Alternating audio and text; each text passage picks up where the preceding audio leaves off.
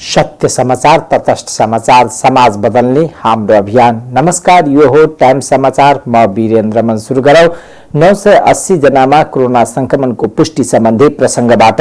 नेपालमा आइतबार थप 980 जनामा कोरोना संक्रमणको पुष्टि भएको छ। देशका विभिन्न स्थानमा गरिएको परीक्षणका क्रममा महिला 290 र पुरुष 690 गरी थप 980 जनामा कोरोनाको पुष्टि भएको छ।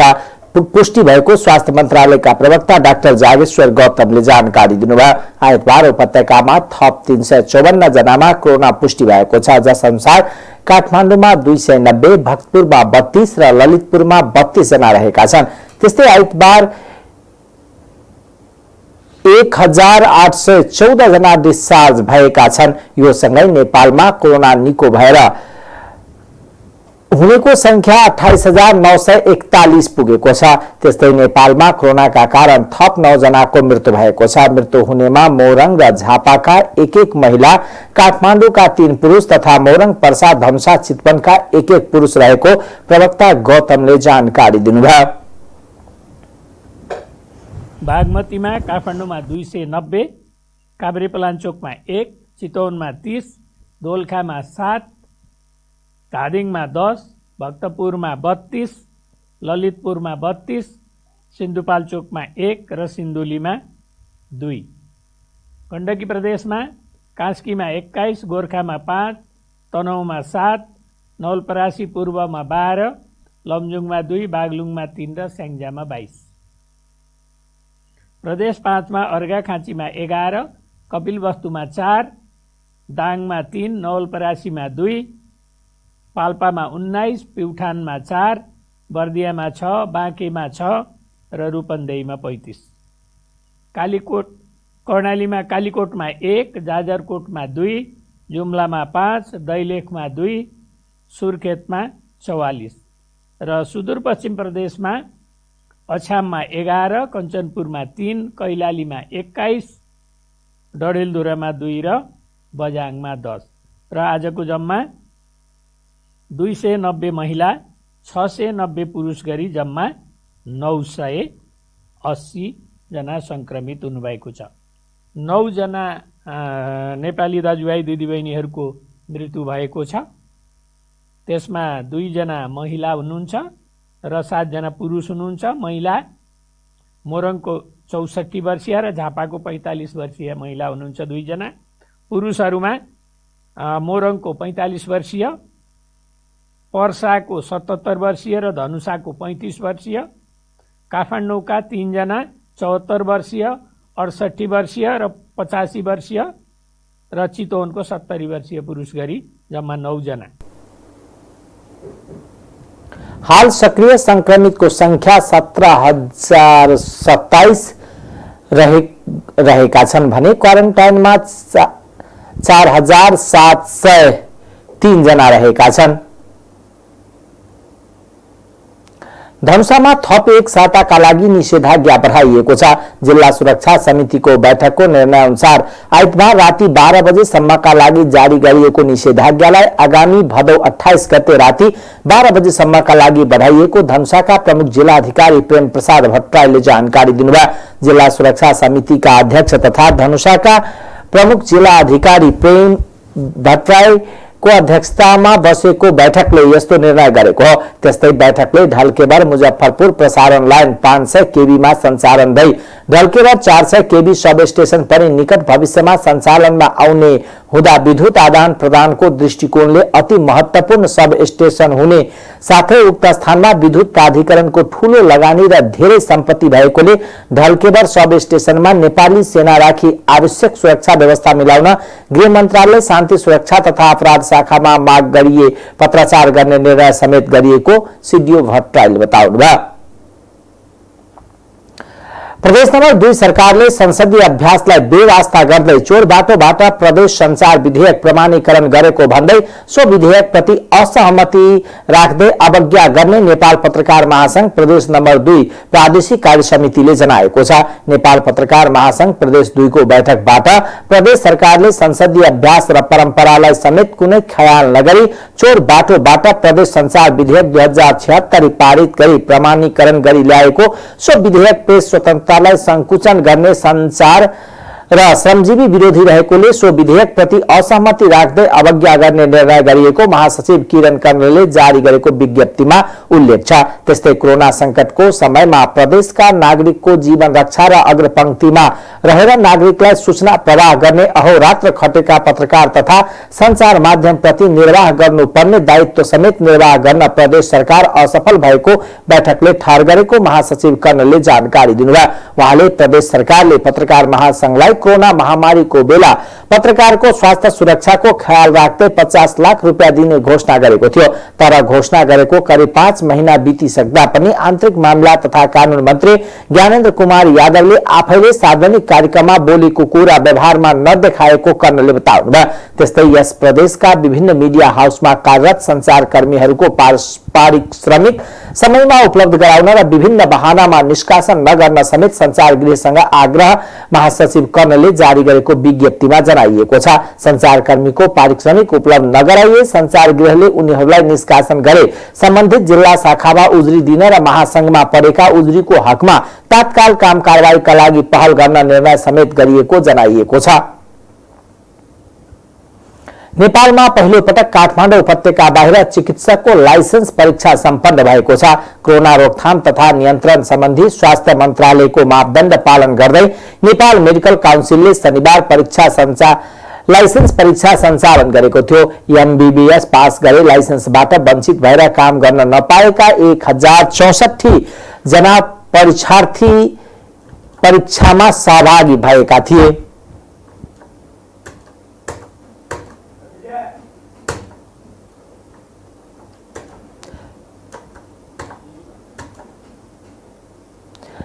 काठमाडौँ उपत्यका बाहिरको सबैभन्दा ठूलो परीक्षा केन्द्र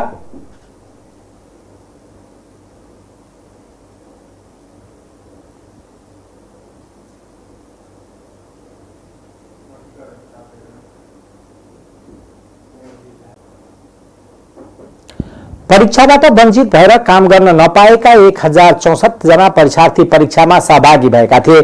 काठमाडौँ उपत्यका बाहिरको सबैभन्दा ठूलो परीक्षा केन्द्र धनुषाको जानकी मेडिकल कलेजमा 124 जना परीक्षार्थी सहभागी भएको परीक्षा केन्द्रका केन्द्र अध्यक्ष डाक्टर जामुन सिंहले बताउनुभयो। परीक्षार्थी मध्ये एमबीबीएस का 107 जना, बीडीएस का 17 जना रहेको उहाँले जानकारी दिनुभयो। फेस रिडिङ, डिजिटल हाजिरी र सीसीटीभी मोनिटरिङ सहित अत्यन्त सौहार्दपूर्ण वातावरणमा परीक्षा सञ्चालन गरेको जानकारी दिनुभयो।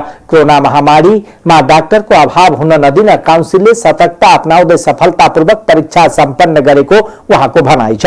यो परीक्षाको सफलताले अन्य रोकिएका महत्त्वपूर्ण परीक्षाहरूको ढोका खोलिदिएको उहाँको बुझाइ छ।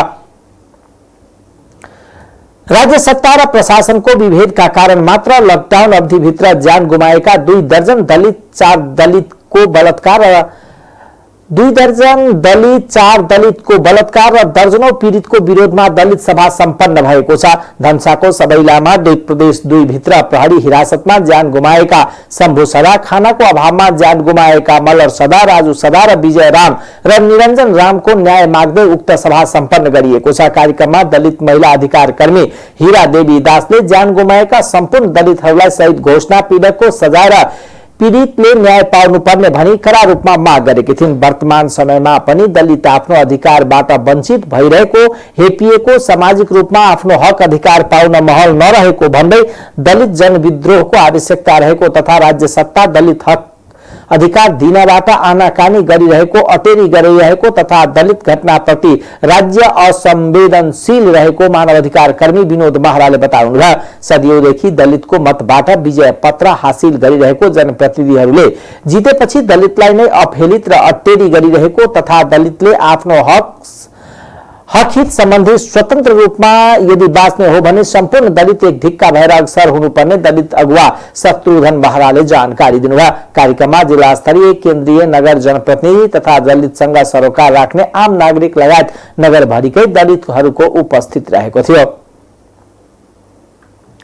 कोरोना महामारीले मानिस स्वास्थ्य देशको अर्थतन्त्रमा मात्र नभई समाजमा अपराध पनि उत्तिकै बढाएको छ। यस्तै समाजमा अपराध बढाएको घटना हो महोत्तरी जिल्लामा। शनिबार मात्र महोत्तरीमा 3 जनाले आत्महत्या गरेका छन्। महोत्तरीको एकडाँडा गाउँपालिका 15 का किशोर गौशाला नगरपालिका का 36 वर्षीय युवक र भंगा नगरपालिकाका 65 वर्षीय वृद्ध सहित 3 जनाले आत्महत्या गरेको जिल्ला प्रहरी कार्यालय महोत्तरीका प्रहरी नायब उपरीक्षक प्रकाश विष्टले जानकारी दिनुभयो। डीएसपी विष्टका अनुसार महोत्तरीको एकडाँडा गाउँपालिका 4 हलखोरीका 15 वर्षीय रजनीश कुमार यादवले आफ्नै घरमा डोरीमा प्लास्टिकको डोरीले पासो लगाएर आत्महत्या गरेका छन् भने गौशाला नगरपालिका 8 का 36 वर्षीय मनोज महतो सूरीले घरदेखि 150 मिटर उत्तर पश्चिम वाडा नम्बर 4 स्थित रहेको पानी ट्याङ्की नजिकका आँपको रुखमा पाइन्टको पासो लगाएर आत्महत्या गरेका छन्। त्यस्तै जिल्लाकै भंगा नगरपालिका 7 मेघरौलका 65 वर्षीय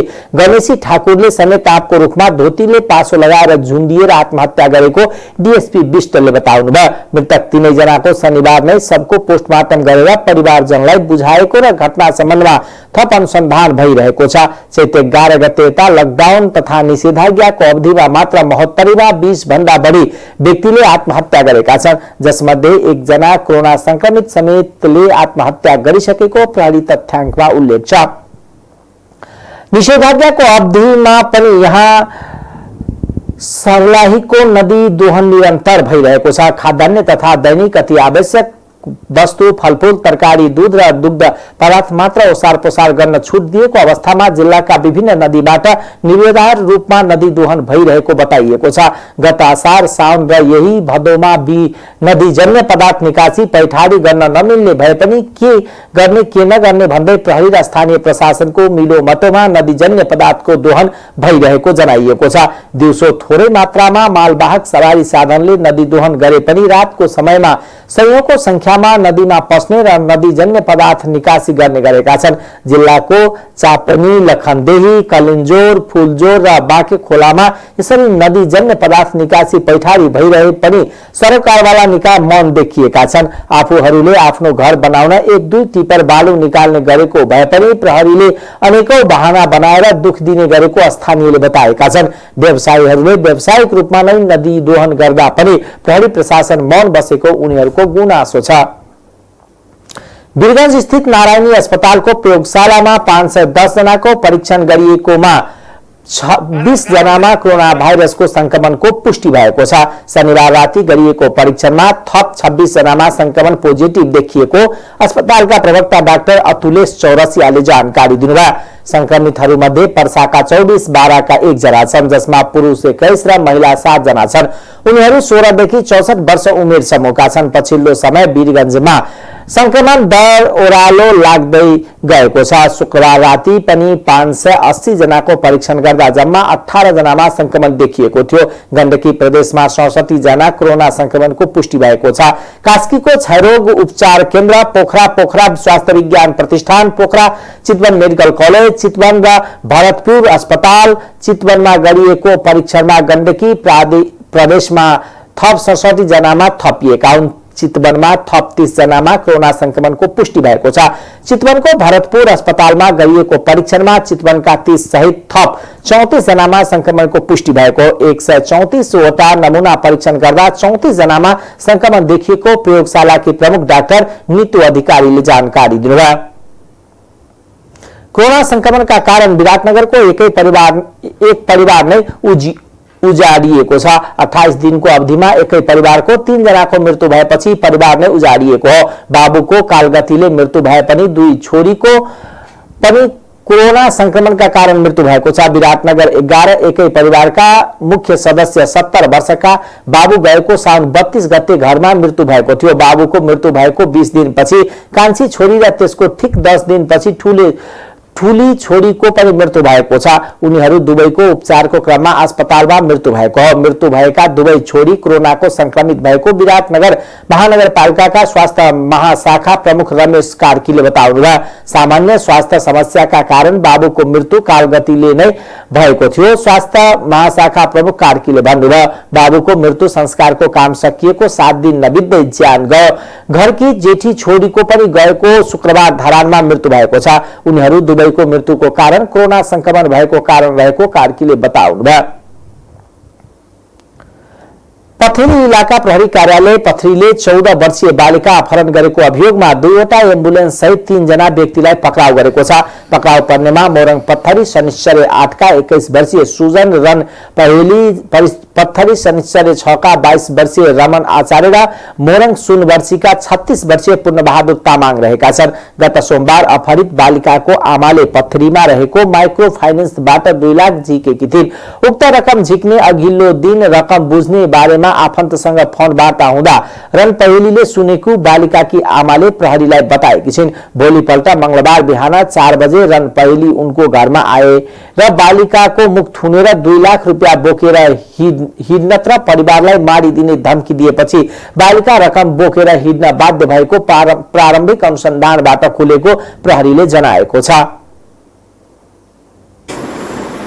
बस्ने 14 वर्षको बालिका हराएको भनेर निजका अभिभावकले हामीलाई खोज तलास गरिपाउँ भनेर निवेदन दिनुभयो 16 गते र उक्त बालिका र एकजना सोही वडामा बस्ने वर्ष 21 का सुजन रन पहेली समेत हराएको भनेर निजको समेत हामीलाई खोज तलास गरिदिनु भनेर उजुरी पर्यो, निवेदन पर्यो। त्यसपछि हामीले निजहरूको चाहिँ हुलिया परिपत्र गरिदियौँ र सोही क्रममा निजहरू चाहिँ जिल्ला प्रहरी कार्यालय काभ्रेको क्षेत्राधिकारीभित्र पर्ने साँगामा चाहिँ 17 गते निजहरू पक्राउ परे र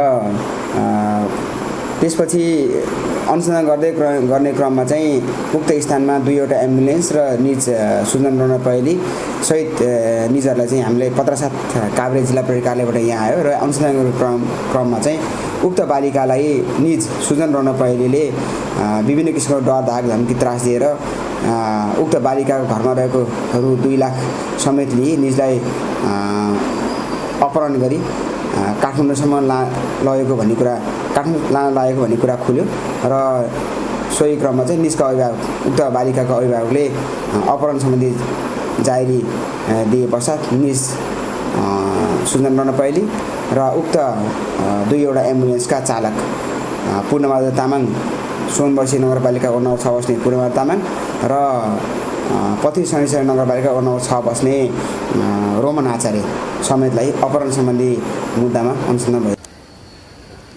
नियन्त्रणमा रहेको कोड 2 नम्बरको एम्बुलेन्स पथरी शनिश्चर्य 6 का 22 वर्षीय रमन आचार्य र कोड 23121 नम्बरको एम्बुलेन्स चालक सुनवर्षीका 36 वर्षीय पूर्णबहादुर तामाङ रहेका छन्। नियन्त्रणमा लिएका 3 जनालाई अपहरण तथा ज्यान मास्ने र बेच्ने मुद्दामा शुक्रबार म्याद थप गरिएको गिरीले बताउनुभयो। बालिका र आरोपित रन पहेली नातामा दाजु बहिनी रहेको भए तापनि रन पहेली लागू पदार्थ दुर्व्यसनी लतमा फसेको र बालिका पनि सोही क्रममा प्रारम्भिक चरणमा रहेको प्रहरीले जनाएको छ। पत्थरीबाट काठमाडौँ पुग्ने भाडा 20-20 हजार दिने शर्तमा लगेको प्रहरीले जनाएको छ। शंकास्पद व्यक्तिहरूलाई एम्बुलेन्समा चढाउने, महँगो भाडा एम्बुलेन्स खोजी गरिदिने लगायतका अनुसन्धानबाट खुल्ने अन्य व्यक्तिहरूलाई समेत न छाडिने डीएसपी गिरीले बताउनुभयो।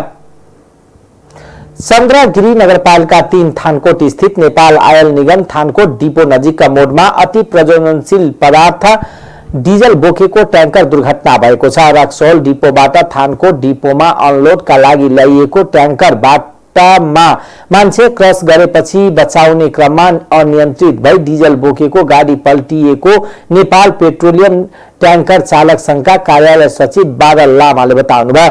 ना 7 ख 739 नम्बर ट्याङ्करले 20 केएल डिजल रक्सौल डिपोबाट थानकोट डिपोमा ल्याउँदै गरेको थियो। अचानक ड्याममा आवाज आयो, के भयो रहेछ भनेर घरबाट हेर्दा डिजल ट्याङ्कर उतार्नु परेको रहेछ एक स्थानीयले भने। उक्त ट्याङ्कर चालक सुरेश विक्क भने सकुशल रहेको चालक संघका अध्यक्ष ईश्वर लामाले बताउनुभयो। गाडी दुर्घटना हुँदा गाडीका 5 चेम्बर मध्ये 2 चेम्बरले 4000 लिटर डिजल पोखिएको छ। नजिकको निगमको डिपो भए पनि ठूलो दुर्घटना टरेको स्थानीयको भनाइ छ। संस्कृति पर्यटन तथा नागरिक उड्डयन मन्त्री योगेश भट्टराईले आफ्नो जन्मदिनको अवसरमा एसिड पीडित बालिका मुस्कान खातुनलाई आर्थिक सहयोग गरेका छन्। भदौ 20 गते घरबाट विद्यालय जाँदै गर्दा वीरगञ्जमा खातुनमाथि 2 युवकले एसिड प्रहार गरेका थिए। एसिड प्रहारबाट घाइते भएका उनको अहिले पनि उपचार चलिरहेको छ। 9 कक्षामा अध्ययनरत खातुनलाई अध्ययन खर्चमा सहयोग पुगोस् भनेर मन्त्री भट्टराईले 50,000 नगद प्रदान गरेका हुन्। सहयोग रकम प्रदान गर्दै नेपाल कम्युनिस्ट पार्टी नेकपाका थाई कमिटी सदस्य समेत रहेका मन्त्री भट्टराईले खातुनको आत्मविश्वासबाट आफू धेरै प्रभावित बनेको बताउनुभयो। पीडित बालिकालाई प्रधानमन्त्री केपी शर्मा ओलीले पनि केही दिन अघि बालुवाटारमा बोलाएर उनको शिक्षाको सबै प्रबन्ध गरिने वचन दिएका थिए। जन्मदिनमा भोज भतेरमा गरिने खर्चले कुनै अर्थ नराख्ने भएकोले उक्त रकमलाई मन्त्री भट्टराईले सामाजिक र परोपकारी काममा प्रयोग गर्दै आएका छन्। 2072 सालदेखि मन्त्री भट्टराईले नियमित रूपमा आफ्नो जन्मदिनमा असहाय पीडित विपन्न बालबालिकालाई सहयोग गर्दै आएका छन्। आज मुक्त हलिया दिवस नेपाल सरकारले हलिया मुक्त घोषणा गरेको आइतबार 12 वर्ष पूरा भएको छ। 2069 सालदेखि संगठित रूपमा मुक्तिका लागि आन्दोलन गर्दै आएका साबिको सुदूरपश्चिम र मध्यका 12 जिल्लाका 19,059 हलिया परिवारको उत्थानका लागि 2065 भदौ 21 गते सरकारले मुक्ति घोषणा गरेको थियो। सबै खाले कुप्रथा र विभेद विरुद्ध हाम्रो अभियान मुक्त हलियाको पूर्ण पुनर्स्थापना दिगो समाधान भन्ने मूल नारा सहित यो दिवस सुदूरपश्चिम प्रदेशका 9वटै जिल्लामा र कर्णाली प्रदेशका 3वटा जिल्लामा यो दिवस मनाइएको छ। हलिया प्रतिनिधि र तत्कालीन नेपाल सरकार बीच भएको 5 बुन्दे सहमति अनुसार हलिया प्रथाको अन्त्यको घोषणा भएको दिनको सम्झनामा यो दिवस मनाइदै आएको हो। कोरोना संक्रमित बढ्दै गएपछि काठमाडौँ उपत्यकामा लगाइएको निषेधाज्ञाको क्रममा उल्लङ्घन गर्नेहरूको संख्या बढ्दै गएको छ। ट्राफिक महाशाखाका अनुसार दैनिक रूपमा निषेधाज्ञा उल्लङ्घन गर्ने मोटरसाइकल र 4 पाङ्ग्रे सवारी साधनको संख्या बढ्न थालेको हो। निषेधाज्ञाको क्रममा उल्लङ्घन गर्ने मोटरसाइकल र 4 पाङ्ग्रे सवारीलाई नियन्त्रणमा लिने गरेको छ। यस्तै अत्यावश्यक काम बाहेक बाहिर निस्किनेलाई सर्वसाधारणहरूलाई भने केही समय होल्डिङ सेन्टरमा राखेर छोड्ने गरिएको छ। उपत्यकाका 3वटै जिल्ला प्रशासन कार्यालयले बुधबार राति 12 बजेबाट लागू हुने गरी 1 साताका लागि निषेधाज्ञा थप गरिएको हो। उपत्यकामा बिहान 11 बजेसम्म खाद्यान्न, फलफूल, तरकारी लगायत अत्यावश्यक सेवाका व्यवसायहरू सञ्चालन गर्न पाइने व्यवस्था छ। त्यस्तै विकास निर्माणसँग सम्बन्धित पसल दिउँसो 2 बजेदेखि राति 9 बजेसम्म खुल्न पाउने व्यवस्था छ।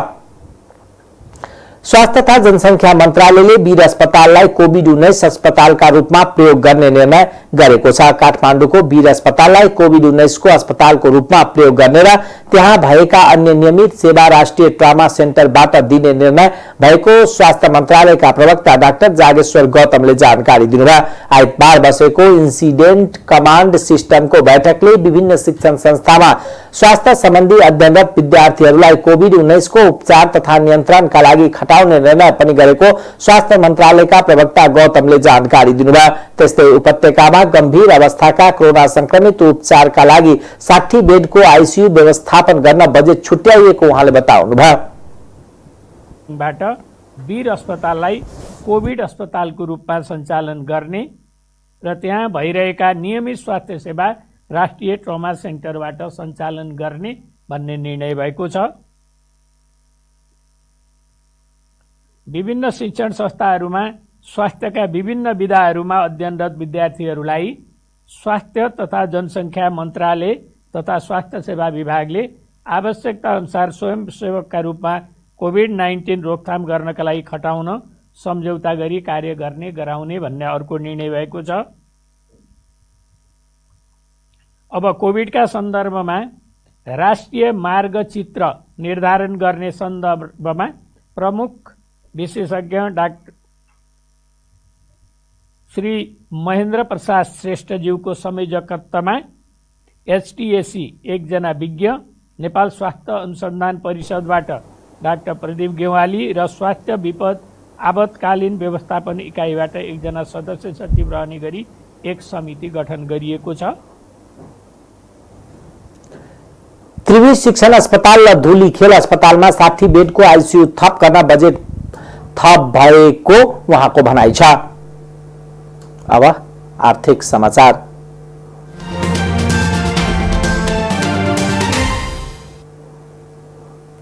लकडाउन तथा निषेधाज्ञाको समयमा बर्दिवास सिमरा विद्युतीय रेल मार्गको कामले निरन्तरता पाएको छ। राष्ट्रिय गौरवको आयोजनाका रूपमा रहेको पूर्व पश्चिम रेल मार्गको बर्दिवासबाट रौतहटको गुजरासम्मको कामलाई 17 खण्डमा विभाजन गरिएको छ। यस खण्डमा 15 साना तथा ठूला पुल निर्माण भइरहेको छ। बर्दिवासबाट सिमरासम्म 108 किलोमिटर मध्ये बर्दिवासबाट रौतहटको गुजरा नगरपालिकासम्म 70 किलोमिटरमा बोलपत्र भई करिब 50% काम सम्पन्न भएको रेल इन्जिनियर सुरेश शाहले जानकारी दिनुभयो। उहाँका अनुसार सो खण्डमा विभाजन गरिएको मार्गका बीच-बीचमा पानी बग्ने र जनावरलाई आवत जावत गर्नका लागि करिब 150 भन्दा धेरै कलभट निर्माण भइरहेको छ। रेलमार्गका काममा लालबन्दी नगरपालिकाले समन्वयात्मक भूमिका निर्वाह गरिरहेको नगर प्रमुख मान बहादुर खड्काले जानकारी दिनुभयो।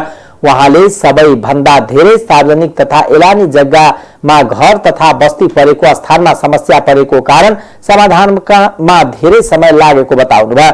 बर्दिवासमा मुआब्जाको र जंगलको रुख कटानको विवादले गर्दा काम सुरु हुन नसकेको बर्दिवास नगरपालिकाका प्रमुख विदुर कुमार कार्कीले जानकारी दिनुभयो।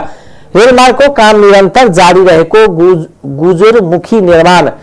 गजुरमुखी निर्माण कम्पनीका प्रतिनिधि टीका गजुरेलले बताउनुभयो।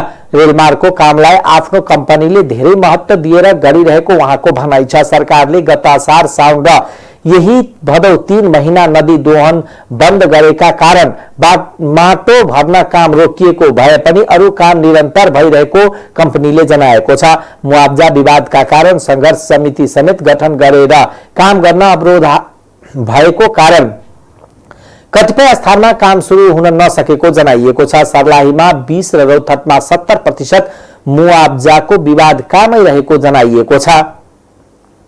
अब अन्तर्राष्ट्रिय समाचार।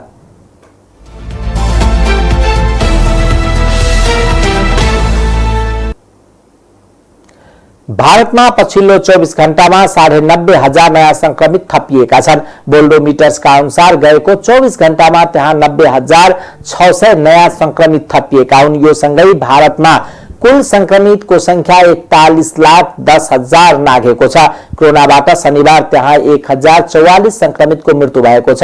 यो सहित भारतमा कोरोना संक्रमणबाट ज्यान गुमाउनेको संख्या 70,600 नाघेको छ। त्यहाँ हालसम्म 31,77,000 संक्रमित डिस्चार्ज भएका छन्। त्यस्तै संयुक्त राज्य अमेरिकामा पछिल्लो 24 घण्टामा 42,000 संक्रमित थपिँदा 707 संक्रमितको मृत्यु भएको छ। यो सँगै त्यहाँ कुल संक्रमितको संख्या 64,31,800 पुगेको छ, जसमध्ये 1,92,000 को मृत्यु हुँदा 37,07,000 बढी संक्रमित उपचारपछि निको भएका छन्। ब्राजिलमा गएको 24 घण्टामा 31,000 नयाँ संक्रमित थपिँदा 619 जनाको मृत्यु भएको छ। यो सहित त्यहाँ कुल संक्रमितको संख्या 41,23,000 नाघेको छ। तीमध्ये 32,96,000 निको हुँदा 1,26,000 संक्रमितको मृत्यु भएको छ। शनिबार विश्वभर 2,69,000 नयाँ संक्रमित भेटिँदा 4,789 जनाको मृत्यु भएको छ। यो सँगै कोरोना संक्रमितको संख्या 2,70,79,688 नाघेको छ। तीमध्ये हालसम्म 1,92,15,927 निको हुँदा 8,84,370 संक्रमितले ज्यान गुमाएका छन्। पाकिस्तानमा शनिबार एक महिला पत्रकारको गोली हानी हत्या गरिएको छ। साहिना सरकारी टिभी च्यानल पाकिस्तान टिभीमा कार्यरत प्रस्तोताका साथै संवाददाता थिइन्। केही दिन अघि मात्र उनको बलुचिस्तानको तुर्बतमा ट्रान्सफर गरिएको थियो। गत वर्ष मात्रै पाकिस्तानमा उरुज इकबाल नामकी महिला पत्रकारलाई पनि गोली हानी हत्या गरिएको थियो। रिपोर्टका अनुसार सन् 1992 देखि अहिलेसम्म अर्थात् 28 वर्षमा पाकिस्तानमा 61 पत्रकारको हत्या भइसकेको छ। साइनालाई उनको घरमा गएर हत्या गरिएको थियो। प्रहरीका अनुसार दुई हमलाकर्ता उनको घरमा पुगे। ढोका खोल्न बित्तिकै शाहीन माथि गोली हानियो। शाहीनलाई 5 गोली लाग्यो। प्रहरीका अनुसार एक अज्ञात व्यक्तिले शाहीनलाई कारमा लिएर अस्पताल पुगे, तर त्यसको केही बेर पछि नै उनी गाडी छोडेर फरार भए। प्रहरीले घटनाको अनुसन्धान गरिरहेको छ। शाहीनका परिवारले केही मानिस विरुद्ध मुद्दा दर्ता गरेका छन्। यसमा शाहीनका श्रीमान पनि समावेश छन्। शाहीनको 5 महिना अघि विवाह भएको थियो। शाहीन पहिला इस्लामाबादमा एक निजी टिभी च्यानलमा काम गर्थिन्। त्यसपछि उनको च्यानल सरकारी टिभी च्यानलमा भएको थियो। इस्लामाबादमा केही महिना बसेपछि शाहीनको ट्रान्सफर बलुचिस्तानको तुर्बतमा भएको थियो। उनी एक स्थानीय म्यागजिनकी सम्पादक पनि थिइन्। 27 वर्षकी शाहीन क्वेटा युनिभर्सिटीबाट पीएचडी पनि गरिरहेकी थिइन्। बंगलादेशको एक मस्जिदमा भएको आगलागीमा 17 जनाको मृत्यु भएको छ। मृत्यु हुनेमा 7 वर्षीय एक बालक समेत छन्। त्यस घटनामा आगोले पोलेर 20 जना घाइते भएका छन्। इटेको ढाका स्थित Sheikh Hasina national institute of burn and प्लास्टिकको सर्जी सेन्टरमा उपचार भइरहेको छ। राजधानी ढाका भन्दा बाहिर क्षेत्रमा रहेको एक मस्जिदमा एयर कन्डिसनमा शुक्रबार विस्फोट भएको थियो। त्यहाँ एकपछि अर्को एयर कन्डिसनमा विस्फोट भएको थियो। त्यसबाट मस्जिदमा आगलागी हुँदा केही व्यक्ति नमाज पढिरहेका थिए। अग्नि नियन्त्रक विभागका अधिकारीका अनुसार पाइपलाइनबाट लिक भएको ग्यासमा लागेको आगोले उक्त रूप लिएपछि विस्फोट भएको थियो। यस विषयमा त्यहाँका प्रहरीले अनुसन्धान गरिरहेको बताइएको छ। टाइम्स समाचार अहिलेको लागि यति नै। हेर्दै गर्नुहोला टाइम्स टेलिभिजन। नमस्कार।